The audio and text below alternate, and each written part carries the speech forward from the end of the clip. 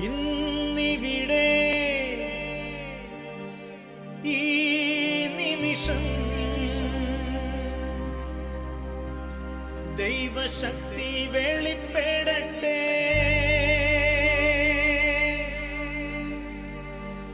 ഇന്നിവിടെ ഈ നിമിഷം ദൈവശക്തി വെളിപ്പെടട്ടെ.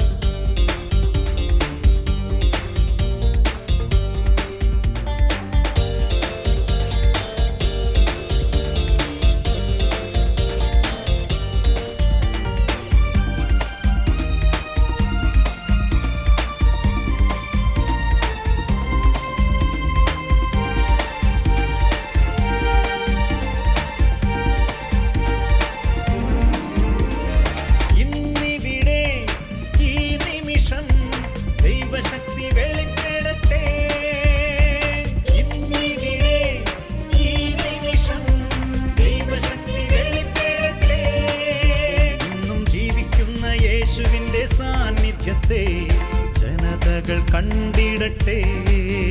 ഇന്നും ജീവിക്കുന്ന യേശുവിന്റെ സാന്നിധ്യത്തെ ജനതകൾ കണ്ടിടട്ടെ.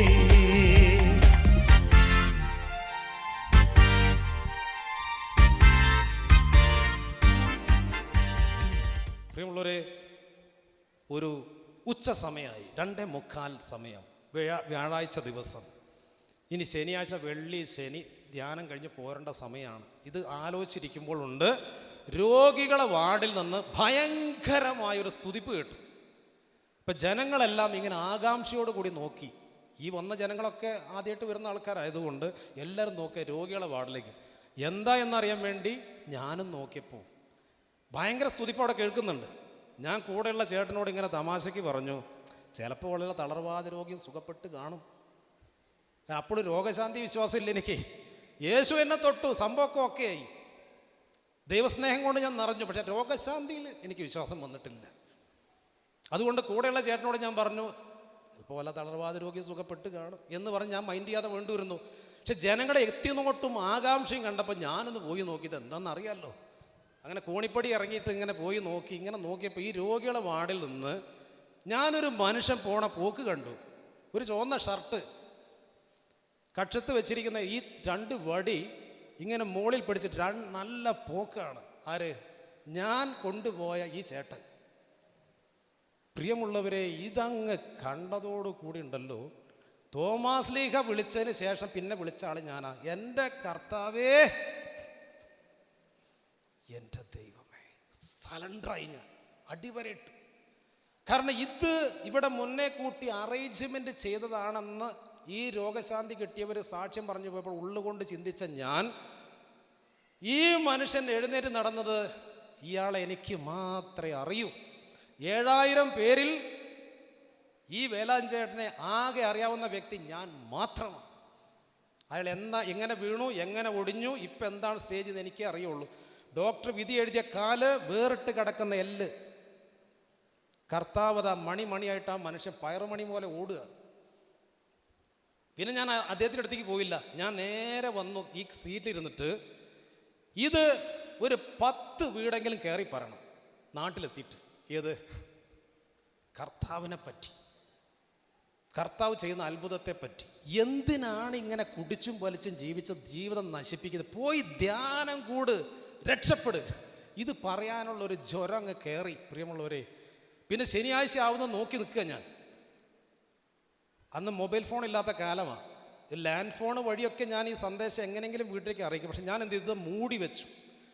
ഇതേ നടന്നു ചെല്ലുന്ന എൻ്റെ നാട്ടുകാർ കണ്ട് ഞെട്ടണം, അതിനു വേണ്ടി ഇതങ്ങ് മൂടി വെച്ചു. ശനിയാഴ്ച മലപ്പുറത്തെത്തി, വീണ്ടും ഓട്ടോറിക്ഷയിൽ കയറി. ഞങ്ങൾ ഓട്ടോറിക്ഷ അവസാനം വന്ന് എത്തുന്ന എൻഡിലെത്തിയപ്പോൾ ഒരു വലിയ ജനാവലി അവിടെ കൂടിയിട്ടുണ്ട്. ഇത് ഞാനറിയില്ല, ഞാനിത് മൂടി വെച്ച കേസാണ്. നാട്ടുകാരെ ഞെട്ടിപ്പിക്കാൻ വേണ്ടിയാണ് ഞാൻ കൊണ്ടുപോയത്. പക്ഷെ കർത്താവ് ഇതിന് മുമ്പേ ഈ ന്യൂസ് അവിടെ എത്തിച്ചു.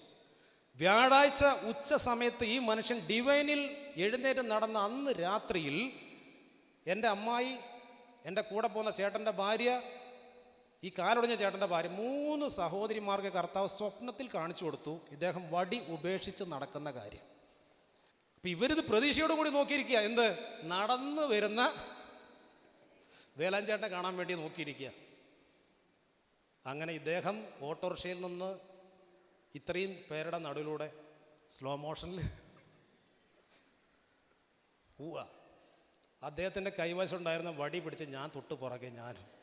കാരണം എൻ്റെ അച്ഛമ്മ പറഞ്ഞ വാക്ക് എന്തായിരുന്നു? വേലായുധ, നീ തിരിച്ചു വരുമ്പോൾ നിൻ്റെ കയ്യിൽ വടി കാണരുത്. എൻ്റെ പ്രിയമുള്ളവരെ, അത് സംഭവിച്ചു. ഇന്ന് ആ മനുഷ്യൻ മലപ്പുറത്ത് ഒരു ഹോട്ടലിലെ ജീവനക്കാരനാണ്. ആ കാല് പിന്നെ ഒന്നും തൊട്ടിട്ടില്ല. ഇന്ന് വരെ ഒരു ഡോക്ടർ പിന്നെ തൊടിയിച്ചിട്ടില്ല. ഞാനിങ്ങനെയായി മാറി. ഹല്ലേലൂയ. അന്ന് ഹൃദയത്തിലെടുത്ത തീരുമാനമാണ്. ഇന്ന് ഞാൻ പറയും, ക്രിസ്ത്യാനിയുടെ ദുരിതം എവിടെയാണ് കിടക്കുന്നത്? കൊറിന്തോസ് ലേഖനം 9-ാം അധ്യായത്തിൽ കിടക്കുകയാണ് നമ്മളെ ദുരിതം. എന്താണ് നമ്മൾ വരുത്തി വെച്ച ദുരിതം? ഇന്ന് എല്ലാവരും ഓടുന്നു ധ്യാനകേന്ദ്രം ടു ധ്യാനകേന്ദ്രത്തിലേക്ക് ഓടാൻ ഒറ്റ കാരണമേ ഉള്ളൂ. ഞാൻ സുവിശേഷം പ്രസംഗിക്കുന്നില്ലെങ്കിൽ അതിലെനിക്ക് അഹംഭാവത്തിന് വകയില്ല. എൻ്റെ കാര്യം ഞാൻ പറഞ്ഞത്. എന്നാൽ അതെൻ്റെ കടമയാണ്. വചനം അടുത്ത് പറയുകയാണ്, ഞാൻ സുവിശേഷം പ്രസംഗിക്കുന്നില്ലെങ്കിൽ എനിക്ക് ദുരിതം. ഹല്ലേലൂയ. ഇത് നമ്മളിൽ വന്ന് നിൽക്കുകയാണ്. ഈ സുവിശേഷം അടുത്ത ഒരു വ്യക്തിക്ക് പകർന്നു കൊടുക്കേണ്ടത് നമ്മളാണ്. ഇത് ഞാൻ കൊടുത്തിട്ടില്ലെങ്കിൽ ദുരിതം. ഹല്ലേലൂയ. നമ്മൾ കൈവച്ചിട്ടോ പ്രാർത്ഥിച്ചിട്ടോ നമ്മൾ ധ്യാനങ്ങൾ മാറി മാറി കൂടിയതുകൊണ്ടോ കാര്യമില്ല. പ്രിയമുള്ളവരെ, കർത്താവ് പറയുന്ന കാര്യം നമ്മളിൽ വന്ന് നിൽക്കുന്നു. അടുത്ത വ്യക്തിയിലേക്ക് ഇത് ഒഴുക്കണം. ഇത് കെട്ടിക്കിടക്കാൻ പാടില്ല. സുവിശേഷം അന്ന് മുതൽ തുടങ്ങിയ ഓട്ടമാണ്. 23 കൊല്ലമാണ്. ആരും ഞാൻ നോക്കിയിട്ടില്ല. എൻ്റെ കൂട്ടുകുടുംബങ്ങളെ ഞാൻ നോക്കിയിട്ടില്ല. എൻ്റെ പോക്കും എൻ്റെ പ്രവൃത്തി അവർക്ക് അംഗീകരിക്കാൻ പറ്റിയില്ല. ആദ്യകാലത്തൊന്നും നിനക്ക് ആര് പെണ്ണ് തരും? ഇതായിരുന്നു എല്ലാവരും ചോദിച്ചിരുന്നത്. പക്ഷെ എൻ്റെ കർത്താവ് എനിക്ക് വേണ്ടി എല്ലാം ഒരുക്കി വെച്ചിരുന്നു. യേശുവിനെ കിട്ടിയപ്പോൾ എൻ്റെ ഹൃദയം നിറഞ്ഞു. ഞാൻ സമ്പന്നനായി. പ്രിയമുള്ളവരെ, പിന്നെ എനിക്ക് ഒന്നിലും ദാരിദ്ര്യമില്ല. അതുകൊണ്ടാണ് ഇങ്ങനൊരു പാട്ട് തന്നെ എഴുതിയത്. കർത്താവാണെന്നിടയൻ, ഒന്നിനും മുട്ടിൽ ഇന്നെനിക്ക്, പച്ചയായ പുൽത്തകിടിയിൽ എനിക്കു വിശ്രമം തന്നരുളുന്നു, ശുദ്ധമം ജലാശയത്തിനരികിലേക്കെന്നെ എന്നും നയിച്ചിടുന്നു. എന്നിടയൻ നല്ലിടയൻ, എന്നീശോ നല്ലിടയൻ. കർത്താവാണെന്നിടയൻ, ഒന്നിനും മുട്ടിൽ ഇന്നെനിക്ക്. എന്നെ വിളിച്ചാൽ ഈ പാട്ടാണ് നിങ്ങൾ ആദ്യം കേൾക്കുക. മൊബൈലിലെ കോളർ ട്യൂണാണ്. ഇപ്പോഴും എപ്പോഴും എന്നേക്കും എന്ന് പറഞ്ഞ CD-യിലാണ് ഈ പാട്ട് എഴുതിയിട്ടുള്ളത്. 23 വർഷമായി കല്യാണം കഴിച്ചിട്ട്. ഹല്ലേലൂയ. ഒന്നിലും മുട്ടില്ല, ഒന്നിലും കുറവില്ല. കാലങ്ങൾ അങ്ങനെ മുന്നോട്ട് പോകുന്നു.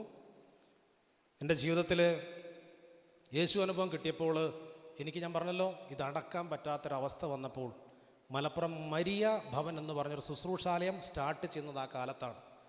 അതിൻ്റെ ഭാഗമായി ഞാനങ്ങ് മാറി. അന്ന് മുതൽ ഇന്ന് വരെ അവിടുത്തെ ശുശ്രൂഷകനാണ്. മലപ്പുറം മരിയ ഭവൻ എന്നൊരു ചെറിയ ധ്യാനകേന്ദ്രമാണ്. താമസിച്ച് ധ്യാനമില്ല, എന്നാൽ അവിടുത്തെ എല്ലാ കാര്യങ്ങളുടെ മേൽനോട്ടവും കാര്യങ്ങളൊക്കെയാണ് ഇന്ന് ചെയ്തുകൊണ്ടിരിക്കുന്നത്. കൗൺസിലിംഗ്, വചന ശുശ്രൂഷ, ഗാന ശുശ്രൂഷ. പിന്നെ ദൈവം നൽകിയൊരു ദാനമാണ്. കുറവുകൾ എനിക്ക് എന്തൊക്കെ ഉണ്ടോ, പക്ഷെ കർത്താവിനെ അറിഞ്ഞപ്പോൾ അതെല്ലാം കർത്താവ് നിറവാക്കി മാറ്റി. എന്നെ തോൽപ്പിച്ച ടീച്ചറെ ധ്യാനിപ്പിക്കാനുള്ള അവസരം കർത്താവ് എനിക്ക് ഒരുക്കി. പിന്നെ ധ്യാനെല്ലാം കഴിഞ്ഞതിൻ്റെ ദിവസം ടീച്ചർ എൻ്റെ അടുത്ത് നിന്നു. ഇങ്ങനെ പറഞ്ഞു, എൻ്റെ കുട്ടി ക്ലാസ്സിൽ എങ്ങനെയായിരുന്നു എന്നെനിക്കറിയാം, പക്ഷെ അന്ന് ആ ധ്യാനകേന്ദ്രത്തിൽ എന്തൊക്കെയാ പറഞ്ഞത്, എനിക്ക് വലിയ അഭിമാനം തോന്നി. ഞാൻ ഈശോയോട് ഒരുപാട് നന്ദി പറഞ്ഞു. എൻ്റെ സുവിശേഷ ജീവിതത്തിൽ എന്നെ തോൽപ്പിച്ച എൻ്റെ അധ്യാപിക അഭിമാനം കൊണ്ടു ഈ ബാക്ക് ബെഞ്ചുകാരനെ പ്രതി ഈ യാത്രയിലെ ഏറ്റവും വലിയ അംഗീകാരം കർത്താവ് എനിക്ക് നൽകി. ഹല്ലേലൂയ. ആ ടീച്ചർ ഇന്ന് ക്യാൻസർ രോഗിയാണ്. എൻ്റെ ആദ്യത്തെ CD പ്രകാശം നടന്നപ്പോൾ ഈ CD ഞാൻ കൊണ്ടുപോയി ടീച്ചർക്ക് കൊടുത്തു. ഈ പാട്ട് കേട്ടിട്ടുണ്ടോ നിങ്ങൾ? രക്തക്കണ്ണീരൊഴുക്കി പ്രാർത്ഥിക്കുന്നൊരമ്മയെ നിന്ദിക്കരുതേ നീയൊരു നാളും. യേശുവിൻ്റെ മുൻപിൽ നിനക്കായെന്നും പ്രാർത്ഥിക്കുന്നൊരമ്മയെ നിന്ദിച്ചിടല്ലേ. വിലയില്ലാത്തൊരു പാഴ്വസ്തു പോൽ കരുതുന്നുണ്ടമ്മയെ അറിവില്ലാത്തവർ. എന്തു പറഞ്ഞാലും എത്ര പറഞ്ഞാലും സ്നേഹിക്കാൻ മാത്രമേ അമ്മയ്ക്കറിയൂ. ഇത് ഞാൻ പഠിച്ചത് എൻ്റെ അമ്മയിൽ നിന്നാണ്. ഒരുപാട് അമ്മമാരെ ഞാൻ കേട്ടിട്ടുണ്ട്. മക്കൾ എന്തൊക്കെ ചെയ്താലും, മദ്യപിച്ച് വന്നാലും, ഛർദ്ദിച്ചാലും, തെറി പറഞ്ഞാലും, പെറ്റ അമ്മയെ അടിച്ചിട്ട് പോലും ഒരമ്മയും ഇന്ന് ഒരു മകനെ ഇതുപോലെ തള്ളിപ്പറഞ്ഞ് ഞാൻ കണ്ടിട്ടില്ല. എത്രയോ അമ്മമാരെ ഞാൻ കേട്ടിട്ടുണ്ട്. ഹല്ലേലൂയ. ഈശോ നീയൻ ഉള്ളിൽ വന്നാൽ എന്നുള്ളം സ്വർലോകമാക്കാം. 2016 സത്യം സത്യമായി എന്നൊരു CD മുഴുവൻ പാട്ടുകളും ഒരു കഴിവില്ലാത്ത നമ്മളെ കൊണ്ട് കർത്താവ് ചെയ്യിപ്പിച്ചു. ഈ പാട്ടിന് സംഗീതം നൽകാൻ കൃപ നൽകി. രക്തക്കണ്ണീരൊഴുക്കി. ഏകനല്ലം നോർത്തിടുമ്പോൾ എന്തൊരാനന്ദം. എൻ്റെ ജീവിതത്തിൽ ഞാൻ തൊട്ടറിഞ്ഞ ക്രിസ്തുവിനെ എനിക്ക് എൻ്റെ സുഹൃത്തായി കാണാൻ പറ്റി, സ്നേഹിതനായി കാണാൻ പറ്റി ദൈവത്തെ. ആ അനുഭവത്തിൻ്റെ വെളിച്ചത്തിൽ എഴുതിയ പാട്ട്. എനിക്ക് വേണ്ടി ഞാൻ ആണ് ആ കഥാപാത്രം. പക്ഷെ ഇന്ന് ആ പാട്ട് അൾത്താരയിൽ വിശുദ്ധ കുർബാനയ്ക്കിടയിൽ പാടുമ്പോൾ ഞാൻ അതിശയിച്ചു പോകും. ഈശോ നീ എന്നുള്ളിൽ വന്നാൽ എന്നുള്ളം സ്വർലോകമാകും. പ്രിയമുള്ളവരെ, ഒന്നു വന്നാൽ മതി എന്നുള്ളിലീശോ, നിൻ സ്നേഹമൊന്നു രുചിച്ചറിയാൻ. അങ്ങനെ ആ പട്ടിക പോയിക്കൊണ്ടിരിക്കുക. ഇതെങ്ങനെ ഈ കൃപ ലഭിച്ചു എന്ന് വെച്ചാൽ, ഞാൻ നല്ല ഒരു സിനിമാ ഭ്രാന്തനായിരുന്നു. സിനിമാ പാട്ടുകൾ എൻ്റെ തല നിറയെ. പാടാനുള്ള കഴിവ് അന്നുമില്ല ഇന്നുമില്ല, പക്ഷെ ഇതൊക്കെ ചെയ്യുന്നു മാത്രം. സിനിമാ എഴുത്തുകാർ, സംഗീതജ്ഞരും ഗാനരീതാക്കളും എൻ്റെ ഹൃദയത്തിൽ മുഴുവനും. ധ്യാനം കൂടി യേശുവിനെ അറിഞ്ഞു. ഒരു വചനം പോലും തലയിൽ നിൽക്കുന്നില്ല. എല്ലാം ഉപേക്ഷിച്ചിട്ടും സിനിമാ പ്രസിദ്ധീകരണങ്ങളും പാട്ടുകളും മാത്രം അവിടെ വെച്ചു. അവസാനം ഒരു ധ്യാനത്തിൻ്റെ ഇടയിൽ ഞാനൊരു തീരുമാനമെടുത്തു. ഇതാ അവസാനമായിട്ട് നിധി പോലെ സൂക്ഷിച്ച ഇതും ഞാൻ കത്തിച്ച് കളയാൻ തീരുമാനിച്ചു. ഈ ലോകത്തിൻ്റെ പാട്ട് മുഴുവനും ഞാൻ കത്തിച്ച് കളഞ്ഞപ്പോൾ ആ ധ്യാനവേളയിൽ കർത്താവ് എന്നെ കൊണ്ട് ചെയ്യിപ്പിച്ച കൃപയാണ്. ഇന്ന് 250ഓളം പാട്ടുകൾ എഴുതി. Peter Cheranalloor, Joji Johns, KG Peter, എന്ത് വേണ്ട അനുഗ്രഹീത ഗായകരുടെ കൂടെ ഒരുമിച്ച് ഒരുപാട് പാട്ടുകൾ ചെയ്തു. ഇതും നിങ്ങൾ കേട്ട പാട്ടായിരിക്കും. നിൻ തിരുരക്തത്താൽ കഴുകണമേ ഈശോ, നിൻ തിരുഹിതമെന്നിൽ നിറവേറ്റണമേ ഈശോ. 18 വർഷം മുമ്പ് എഴുതി. ഇന്ന് ലോകത്തിന് അങ്ങേ അതിർത്തി വരെ എത്തിയൊരു ഗാനമാണ്. ഹല്ലേലൂയ. ഞാൻ പറയുന്നു, എന്തിനാ പ്രിയമുള്ളവരെ കൂടുതൽ? എല്ലാ മേഖലകളിലും ഞാൻ ഇറങ്ങിത്തിരിക്കുന്നത് എൻ്റെ അപ്പനെ നോക്കിക്കൊണ്ട് തന്നെയാണ്. അത് ചിലപ്പോൾ സ്നേഹിതനാവും, അപ്പനാവും, രണ്ടും ആവും, അങ്ങോട്ടും ഇങ്ങോട്ടൊക്കെ മാറും. അങ്ങനെ എഴുതിയ പാട്ടാണ്. ഏകനല്ലം നോർത്തിടുമ്പോൾ എന്തൊരാനന്ദം, സ്നേഹിതനാമേശുവൻ്റെ കൂടെയുള്ളതിനാൽ അനാഥനല്ല, യോഗ്യനല്ല ഇനി ഒരു നാളും, താങ്ങും തണലുമായി എൻ്റെ യേശുവുണ്ടല്ലോ. ഇതിൽ ഒരു വരി എൻ്റെ കഴിഞ്ഞ കാലത്തിലേക്ക് നോക്കി ഞാൻ എഴുതിയിട്ടുണ്ട്. പറഞ്ഞിരുന്നു ഞാൻ എന്നെ ശപിച്ചവനെന്ന്, വെറുത്തിരുന്നു ഞാൻ എൻ്റെ കഴിവുകേടിനെ. എൻ്റെ കഴിവുകേടുകളായിരുന്നു എൻ്റെ മുമ്പിൽ മല പോലെ നിന്നിരുന്നത്. എനിക്ക് മറ്റുള്ളവരെ പോലെ പഠിക്കാൻ പറ്റിയില്ല, എനിക്ക് ഒരു നിലയിൽ എത്താൻ പറ്റിയില്ല. പക്വതയില്ല, ബുദ്ധിയില്ല, ഒരുപാട് കുറവുകളിലേക്ക് നോക്കി ഞാൻ നെടുവീർപ്പിട്ടവനാ. പച്ചയായിട്ട് എഴുതി വെച്ചു, പറഞ്ഞിരുന്നു ഞാൻ എന്നെ ശപിച്ചവനെന്ന്, വെറുത്തിരുന്നു ഞാൻ എൻ്റെ കഴിവുകേടിനെ, തകർന്നവനാം എന്നെ താങ്ങിടുവാനായി യേശു വന്ന നേരം ഞാൻ പുതിയ സൃഷ്ടിയാ. യേശുവേ എൻ്റെ ദൈവമേ, യേശുവേ എൻ്റെ സർവമേ. ഇതാണ് പ്രിയമുള്ളവരെ ഞാൻ അനുഭവിച്ച യേശു. എനിക്ക് ധൈര്യമുണ്ട്. പൗലോസ്ലീഹ പറഞ്ഞ മാതിരി എനിക്ക് ധൈര്യമുണ്ട്. ഈ നാമം എവിടെയും ഘോഷിക്കാം. കാരണം അത്രമാത്രം കൂടെയുള്ളവനാണ് കർത്താവ്. അതുപോലെ ചേർന്ന് നിൽക്കുന്നവനാണ്. ജീവിതത്തിൽ എന്തോരം നൂറുകണക്കിന് അനുഭവങ്ങൾ പറഞ്ഞാൽ ഈ ദിവസം മുഴുവൻ തികയിൽ. അത്രമാത്രം അനുഭവത്തിൻ്റെ നൂലിഴകൾ എൻ്റെ ജീവിതത്തിലുണ്ട്. പക്ഷേ ഞാൻ ഒരു കൊച്ചു സംഭവം കൂടെ കൂട്ടിച്ചേർക്കുക. എൻ്റെ രണ്ടാമത്തെ മകളുടെ പ്രസവവുമായിട്ട് ബന്ധപ്പെട്ട് ഇപ്പം അനുഗ്രഹങ്ങൾ മാത്രം കേട്ട് ശീലിക്കുന്ന ഒരാളാണ് നമ്മൾ. പക്ഷെ സഹനം കർത്താവ് അനുവദിക്കുന്നു നമ്മളെ വളർത്താൻ വേണ്ടി. ഇന്ന് ആർക്കും ഈ രഹസ്യം അറിഞ്ഞുകൂടാ. ഇന്ന് പ്രശ്നം വന്നാൽ, സഹനം വന്നാൽ ഓടുകയാണ് മാറ്റിത്തരാൻ വേണ്ടി. എന്നാൽ പ്രഭാഷകൻ്റെ പുസ്തകം 2-ാം അധ്യായം 4-5 വചനം ഓർക്കണം. ഓരോ ക്രിസ്ത്യാനിയുടെ ഹൃദയത്തിലും കുറിച്ചിടണം ഈ വരി. എന്താണ് ആ വചനം?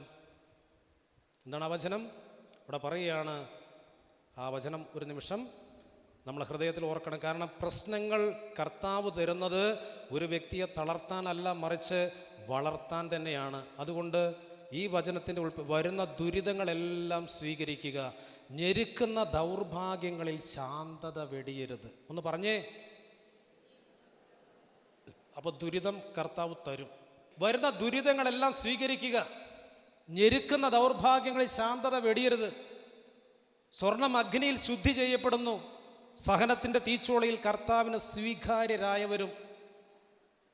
നമ്മളെ സ്വീകാര്യനാക്കാൻ വേണ്ടി ദൈവം അനുവദിക്കും. ചിലപ്പോൾ ബിസിനസ് തകർന്നെന്നിരിക്കും, മകൻ തോറ്റെന്നിരിക്കും. ഇത് ദൈവം അനുവദിക്കുന്ന അതിൻ്റെ മധ്യത്തിൽ നീ ക്രിസ്തുവിനെ തിരിച്ചറിയാൻ വേണ്ടിയാ. ഒന്ന് പ്രാർത്ഥന വർദ്ധിപ്പിക്കാൻ വേണ്ടിയാ, കുടുംബ പ്രാർത്ഥന ഒന്ന് വന്നിരിക്കാൻ വേണ്ടിയാ, വേറെ ഒന്നിനും വേണ്ടിയിട്ടല്ല. ഒന്ന് അള്ളി പിടിക്കാൻ വേണ്ടിയിട്ടാണ് ഈ ദുരിതം, അല്ലാതെ വേറെ ഒന്നുമല്ല ഇതിൻ്റെ പിന്നിൽ. ഹല്ലേലൂയ. ഞാൻ എൻ്റെ കർത്താവിനെ ഈ അടുത്ത കാലത്ത് ഞാൻ ഇങ്ങനെ മനസ്സിലാക്കി. അതായത് എൻ്റെ കുടുംബ പ്രാർത്ഥന ഇങ്ങനെയാണ്. ഞാനും എൻ്റെ കുടുംബവും 8 മണിയോ അല്ലെങ്കിൽ 8:30 മണിക്കോ ഒരുമിച്ച് കൂടും. കുടുംബ പ്രാർത്ഥനയ്ക്ക് വേണ്ടി ഇരുന്ന് കഴിഞ്ഞാൽ പിന്നെ എൻ്റെ മോളെ തോണ്ടും, അവള് ഇങ്ങോട്ട് തോണ്ടും. കുടുംബ പ്രാർത്ഥന ആരംഭിക്കുക കേട്ടോ. പിന്നെ അവരെ ഒതുക്കാൻ വേണ്ടി ഭാര്യ ശ്രമിക്കും, ഭാര്യനെ ഒതുക്കാൻ വേണ്ടി എൻ്റെ അമ്മ ശ്രമിക്കും. ഇവരെല്ലാവരും ഒന്ന് ഒതുങ്ങി കിട്ടാൻ വേണ്ടി ഞാനും ശ്രമിക്കും. ഒരു പിതാവും പുത്രനും പറയാൻ വേണ്ടി ഞാൻ പഴുത് നോക്കിയിരിക്കും. ഇതാണ് കുടുംബ പ്രാർത്ഥന ആദ്യത്തെ സ്റ്റെപ്പ്. ഒരു അവസരം കിട്ടിയാൽ ഞാൻ ചാടി കയറിയിട്ട് പിതാവിനും പുത്രനും. അതുകൊണ്ട് പ്രിയമുള്ളവരെ പിന്നെ അങ്ങ് പോവുകയാണ്. ജപമാല സ്റ്റാർട്ട് ചെയ്തു. ആദ്യത്തെ ഉറക്കം ഭാര്യയുടെ വക നടത്തും. എഴഞ്ഞ് അതങ്ങനെ പോയി. പിന്നെ അവസാനം ചിലപ്പോൾ ഈ പറഞ്ഞ ഞാൻ തന്നെ ഉറങ്ങിപ്പോവുക. ഇങ്ങനെ ഒരു അലങ്കോലമായ പ്രാർത്ഥന, അതിന് കുടുംബ പ്രാർത്ഥന എന്ന് പറയും. ഹല്ലേലൂയ. എനിക്ക് ഒരിക്കലും ഇഷ്ടമല്ല ഇങ്ങനെയൊക്കെ ആയതുകൊണ്ട്. പക്ഷേ ഞാൻ ഒരു സിസ്റ്ററുമായിട്ട് എപ്പോഴും കണ്ട് ഞങ്ങൾ ഷെയർ നടത്തി പ്രാർത്ഥിക്കാറുണ്ട്. സിസ്റ്റർ എനിക്ക് വേണ്ടി പ്രാർത്ഥിക്കും, ഒരുപാട് സന്ദേശം തരും, അങ്ങോട്ട് പ്രാർത്ഥിക്കും, സന്ദേശം അങ്ങോട്ട് കൊടുക്കും. അത്രയും നല്ലൊരു എന്താ പറയുക, ഒരു എൽഡറിങ് എനിക്ക് വേണ്ടി നൽകുന്ന സിസ്റ്ററാണ്. അപ്പോൾ ആ സിസ്റ്റർ ഈ അടുത്ത കാലത്ത് എനിക്ക് വേണ്ടി പ്രാർത്ഥിച്ചപ്പോൾ ഒരു സന്ദേശം പറഞ്ഞു. ആ സന്ദേശം ഇതാണ്: ബ്രദറുടെ കുടുംബ പ്രാർത്ഥനയിൽ ഒരു പ്രകാശം വരുന്നു. ഹല്ലേലൂയ. പ്രകാശം വരാൻ വല്ല ചാൻസും ഉണ്ടോ? പൂര തല്ലാണ് മക്കൾ തമ്മിൽ, മാതാപിതാക്കൾ തമ്മിൽ, ഉറക്കമാണ്. ഇത് ചെല്ലി അങ്ങോട്ട് എത്തിക്കുന്ന സംഭവമാണ്. എനിക്ക് ഒട്ടും അംഗീകരിക്കാൻ എല്ലാ സന്ദേശവും ഞാൻ സ്വീകരിച്ചു, പക്ഷെ ഇത് മാത്രം എനിക്ക് സ്വീകരിക്കാൻ പറ്റിയില്ല. സിസ്റ്റർ വളരെ ആത്മാർത്ഥമായിട്ട് പറഞ്ഞാൽ എന്ത് വരുന്നു? പ്രകാശം വരുന്നു. പ്രകാശം ഏത് വഴിക്കാണ് വരിക? കർത്താവിൻ്റെ ചൈതന്യം വരുന്നു എന്നാണ് അതിൻ്റെ അർത്ഥം. അപ്പോൾ ഞാനിങ്ങനെ തിരിച്ചു പോരുകയാണ്, എൻ്റെ നാട്ടിലേക്ക് പോവുക. പോകുമ്പോൾ ഞാൻ കർത്താവിനോട് ഇങ്ങനെ പറഞ്ഞു: എൻ്റെ കർത്താവെ, സിസ്റ്റർ പറഞ്ഞ എല്ലാ കാര്യം എനിക്ക് ഇഷ്ടപ്പെട്ടു, പക്ഷെ ഇത് മാത്രം എനിക്കാണ് ഉൾക്കൊള്ളാൻ പറ്റിയില്ല. കർത്താവെ, എൻ്റെ കുടുംബ പ്രാർത്ഥനയിലേക്ക് അങ്ങനെ ഒരു പ്രകാശം വരാനുള്ള ചാൻസ് ഇല്ലല്ലോ. പിന്നെ സിസ്റ്റർ എന്താണ് അത് പറയാൻ കാരണം എന്ന് എനിക്ക് മനസ്സിലായില്ല എന്ന് ഇങ്ങനെ പറയുകയാണ്. പ്രിയമുള്ളവരെ, എൻ്റെ ഹൃദയത്തിൽ ഞാൻ കേട്ടൊരു സ്വരം, നിങ്ങൾ ഇരുന്ന് തരാറില്ലേ? ഒറ്റ സ്വരമായിരുന്നു, ശാന്തമായൊരു സ്വരമായിരുന്നു. ഇതാരതാ സ്വരം? കുടുംബ പ്രാർത്ഥന എന്ന പേരിൽ ഇരിക്കുന്നതിനെ മാർക്കിടുന്ന ഒരു ദൈവത്തെ ഞാൻ യേശുവിൽ കണ്ടു. ഹല്ലേലൂയ! കണ്ണ് നിറഞ്ഞൊഴുകി. ദൈവസ്വരമായതുകൊണ്ടാണ് അത് ഉള്ളിൽ തട്ടി. ഇത് ബുദ്ധിന്ന് വന്നതല്ല ഞാൻ ഈ പറയുന്നത്. പ്രിയമുള്ളവരെ, നമ്മുടെ കർത്താവിനെ നമ്മൾ ഇനിയും മനസ്സിലാക്കേണ്ടിയിരിക്കുന്നു. നമ്മൾ ഈ കോപ്പി വരട്ട പോലെയാണ് നമ്മൾ ആത്മീയ ജീവിതം നമ്മൾ ചിന്തിക്കുന്നത്. പക്ഷേ നമ്മുടെ ഒരു മനസ്സിനെ മാനിക്കുന്ന ഒരു ദൈവമാണ് അവിടെ നിന്ന്. ഇരുന്ന് തരാറില്ലേ നിങ്ങൾ? ഒരൊറ്റ ചോദ്യം, സൈലൻറ്റ്. ഞാൻ ഇന്നും തിരിച്ചറിയുന്ന ആ സ്വരം. ഇതുപോലെ തന്നെ ഞാൻ കുറ്റിപ്പുറം ഒരു പള്ളിയിൽ നൈറ്റ് വിജിലിൻ്റെ സമയത്ത് ഞാൻ ഇതുപോലെ അങ്ങ് പറഞ്ഞു. അത് കഴിഞ്ഞിട്ട് ഭക്ഷണം തരാൻ വേണ്ടി ഒരു ഡോക്ടറെ വീട്ടിലേക്ക് എന്നെ കൊണ്ടുപോവുക. ആ ഡോക്ടറുടെ ഭർത്താവ് ഒരു പ്രൊഫസറാണ് താനും. 6 മക്കളാണ് അവർക്ക്. അവരൊരു കാര്യം പറഞ്ഞു, എൻ്റെ ബ്രദറെ, ആ പറഞ്ഞത് ഞങ്ങൾക്ക് വേണ്ടി കൂടിയായിരുന്നു. കാരണം ഈ 6 ഒതുക്കിയിട്ടൊന്ന് പ്രാർത്ഥിക്കുക എന്നുള്ള കാര്യം ഞങ്ങളെ സംബന്ധിച്ച് പ്രയാസമാണ്. അതുകൊണ്ട് ഞങ്ങൾക്കും തന്നെ വലിയൊരു ഭാരം ഉണ്ടായിരുന്നു. പക്ഷെ അത് ഞങ്ങൾക്കും വേണ്ടി. ഇതാണ് പ്രിയമുള്ളവരെ യേശു. ഇങ്ങനെ 100 കൂട്ടം കാര്യങ്ങൾ ഈശോ ജീവിതത്തിൽ പഠിപ്പിച്ചിട്ടുണ്ട്. അതുകൊണ്ട് ഞാൻ പറഞ്ഞതെന്ന് പെട്ടെന്ന് തിരിഞ്ഞു പോകാം. എൻ്റെ 2ാമത്തെ മോളുടെ പ്രസവം നടക്കുമ്പോൾ, മോളെ പ്രസവിക്കുമ്പോൾ 7.5 മാസത്തിലാണ് പ്രസവിച്ചത്. പ്രസവിച്ച് കഴിഞ്ഞപ്പോൾ 1,200 കാരി, അത്രയേ ഉള്ളൂ ആകെ. ഞാൻ 24 മണിക്കൂറും ദിവ്യകാരണത്തിന് മുമ്പിൽ ഇരിക്കുന്ന ആളാണ്. 24 മണിക്കൂറില്ല, 4 മണിക്കൂറാണ് നമ്മൾ ദിവ്യകാരണത്തിൻ്റെ ടൈം. ഏറ്റവും ചുരുക്കം 2 മണിക്കൂറെങ്കിലും ഇരിക്കുന്ന ആളാണ്. എൻ്റെ രണ്ടാമത്തെ കൊച്ചിനെ ഗർഭം ധരിച്ചപ്പോൾ ആദ്യത്തെ പ്രസവം മോൻ്റെ പ്രസവം സുഖപ്രസവമായിരുന്നു. എന്നാൽ 2ാമത്തത് സുഖപ്രസവമാണെന്ന് ഞാൻ അടിവരെ ഇട്ടവനാണ്. കാരണം ഞാൻ നാട്ടുകാർക്ക് മുഴുവൻ വേണ്ടി പ്രാർത്ഥിച്ചാൽ എല്ലാവർക്കും സുഖപ്രസവം, ഞാനും ഭാര്യയും പ്രാർത്ഥിച്ചാൽ. അതുകൊണ്ട് ഞാൻ കണ്ണടച്ച് വിശ്വസിച്ചു എൻ്റെ ഭാര്യയ്ക്കും സുഖപ്രസവമായിരിക്കും. 7.5 മാസത്തിൽ അതാ പെട്ടെന്ന് ബ്ലീഡിങ് ഉണ്ടാകുന്നു. അപ്രതീക്ഷിത 5 പൈസ പോലും കയ്യിലില്ലാതെ ഹോസ്പിറ്റലിലേക്ക് എത്തിക്കുന്നു. ഡോക്ടർ എൻ്റെ കാതിൽ വന്ന് പറഞ്ഞു, എത്രയും പെട്ടെന്ന് ഓപ്പറേഷൻ വേണം. അതുവരെ പ്രാർത്ഥിച്ചത് മുഴുവനാണ് മാറ്റി വെച്ചിട്ട് ഞാൻ ഡോക്ടറോട് പറഞ്ഞു, ഡോക്ടറെ, ദൈവഹിതം അതാണെങ്കിൽ നടക്കട്ടെ എന്ന് തന്നെ പറഞ്ഞു. ഒരു 1/2 മണിക്കൂർ കൊണ്ട് ഓപ്പറേഷൻ കഴിഞ്ഞ് കൊച്ചിനെ പുറത്തേക്ക് എടുത്തു. അത്രയും കാലം പ്രാർത്ഥിച്ച് മുഴുവൻ വെറുതെയായി. എന്താ ഞാൻ പ്രാർത്ഥിച്ചത്? സുഖപ്രസവം. നാട്ടുകാർക്കൊക്കെ സുഖപ്രസവം. തല കീഴ്ക്കാൻ തൂക്കനെ കിടക്കുന്ന സ്ത്രീകൾക്ക് പോയി പ്രാർത്ഥിച്ചിട്ട് അവർക്ക് സുഖപ്രസവം. പക്ഷെ നമ്മുടെ കാര്യം മാത്രം എങ്ങനെയായി? ഞാൻ കർത്താവിൻ്റെ സ്വന്തമാണ് താൻ. കർത്താവിന് ഏറ്റവും ഞാൻ അത് അംഗീകരിക്കുന്ന ആളാണ്. ഞാൻ കർത്താവിൻ്റെ സ്വന്തമാണ്. പക്ഷെ നമ്മുടെ കാര്യം എങ്ങനെ? വരുന്ന ദുരിതങ്ങളെല്ലാം സ്വീകരിക്കുക. ഞെരുക്കുന്ന ദൗർഭാഗ്യങ്ങളിൽ ശാന്തത വെടിയരുത്. പ്രിയമുള്ളൊരു, ശാന്തത വെടിയാതെ തന്നെ ഞാൻ നോക്കി. 1,200 കാരിനെ കൈ കിട്ടി, ഒരു കുഴപ്പമില്ല, കാഴ്ചക്കൊരു കുഴപ്പമില്ല. ഇൻക്യുബേറ്ററിൽ കൊണ്ടുവച്ചു. ഡോക്ടർ ഒരാഴ്ച കഴിഞ്ഞ് തരൂ എന്ന് വിചാരിച്ചെങ്കിൽ പിറ്റേ ദിവസം ഡോക്ടർ തിരിച്ചു തന്നു കൊച്ചിനെ. ഒരു കുഴപ്പമില്ല, അമ്മയുടെ കൂടെ കിടക്കട്ടെ.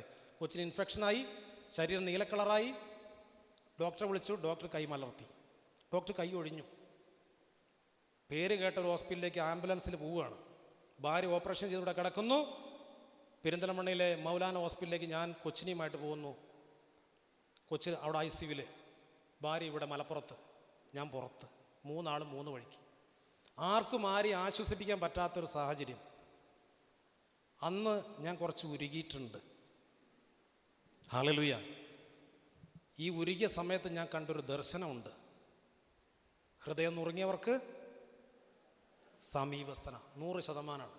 പക്ഷെ എന്നെ കർത്താവ് ശക്തിപ്പെടുത്തിയത്, എൻ്റെ കൊച്ചിൻ ICUവിൽ കിടക്കുന്ന കൊച്ചിൻ്റെ തൊട്ടിലിനരികിൽ യൗസേ പിതാവും മാതാവും നിൽക്കുന്നു എന്നതാണ് എന്നെ ശക്തിപ്പെടുത്തിയത്.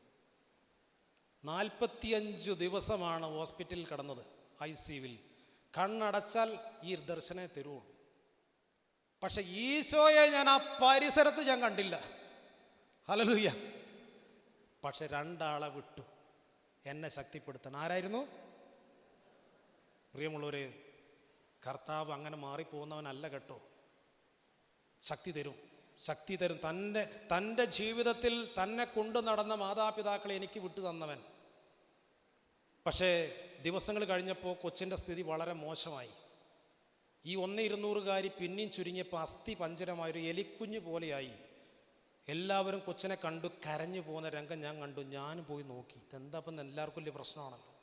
നോക്കിയപ്പോൾ എൻ്റെ കൊച്ചിൻ്റെ രംഗം കണ്ട് ഞാനൊന്ന് തകർന്നു. ഒരപ്പൻ ആയത് ഞാൻ അന്നാണ് കേട്ടോ, അതുവരെ ഞാൻ അപ്പനായിട്ടില്ല. ഒരപ്പന് ഇത്രയും വേദന ഉണ്ടെന്ന് ഞാൻ അന്നാണ് മനസ്സിലാക്കിയത്. ഞാൻ ശരിക്കും അങ്ങ് തകർന്നിട്ട് പുറത്തേക്ക് ഇറങ്ങിയിട്ട് അന്ന് മാതാവിനോട് ഞാൻ പറഞ്ഞ വാക്കിതാണ്, എൻ്റെ അമ്മേ, എനിക്കെൻ്റെ കൊച്ചിനെ ഇങ്ങനെ കാണാനുള്ള കേൾപ്പില്ല.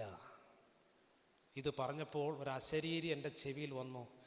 എൻ്റെ മോനെ കണ്ടപ്പോൾ എൻ്റെ സ്ഥിതി ഇത് തന്നെയായിരുന്നു. അതേതാ മോൻ? കാൽവരി കുരിശിൽ പിടയുന്ന മോനെ കണ്ണുകൊണ്ട് കണ്ട അമ്മ പറയുകയാണ്, എൻ്റെ മോനെ കണ്ടപ്പോൾ കർത്താവ്, പ്രിയമുള്ളവരെ, നമുക്ക് ഈ പീഡ തരുന്നത് തന്നോട് പങ്കാളിത്തം, ആ പീഡാസനത്തിൽ പങ്കാളിയാക്കുകയാണ്. ഈ സ്വരം എൻ്റെ കാതിൽ ഞാൻ കേട്ടു. എൻ്റെ ദുഃഖം എവിടെ പോയി എന്ന് എനിക്കറിഞ്ഞുകൂടാ. എൻ്റെ കണ്ണുനീര് നിമിഷം നേരം കൊണ്ട് എന്നെ വിട്ടുപോയി. എൻ്റെ ഹൃദയത്തിൽ അറിയാത്തൊരു സന്തോഷം കടന്നു വന്നു. ഹല്ലേലൂയ.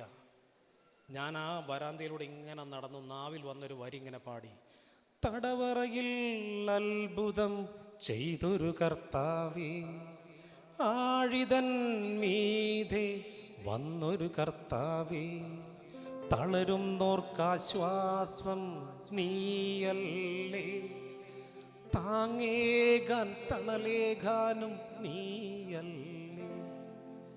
50,000 രൂപ ബില്ല്, 5 പൈസ കയ്യിലില്ലാതെ ഇറങ്ങി തിരിച്ചവനാ.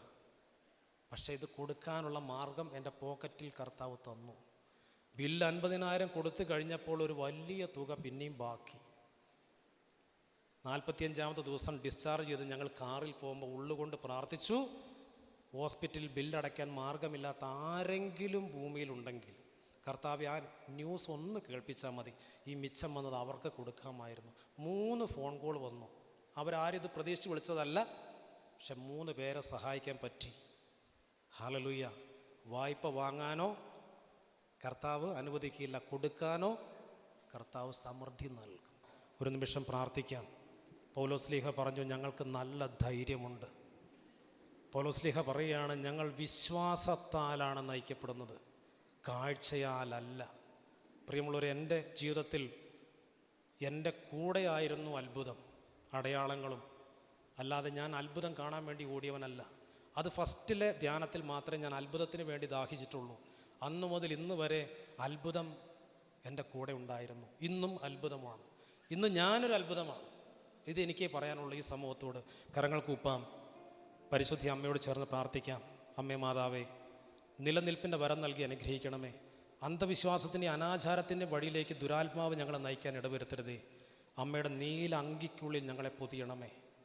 എന്തു പറഞ്ഞാലും എത്ര പറഞ്ഞാലും സ്നേഹിക്കാൻ മാത്രമേ അമ്മയ്ക്കറിയൂ.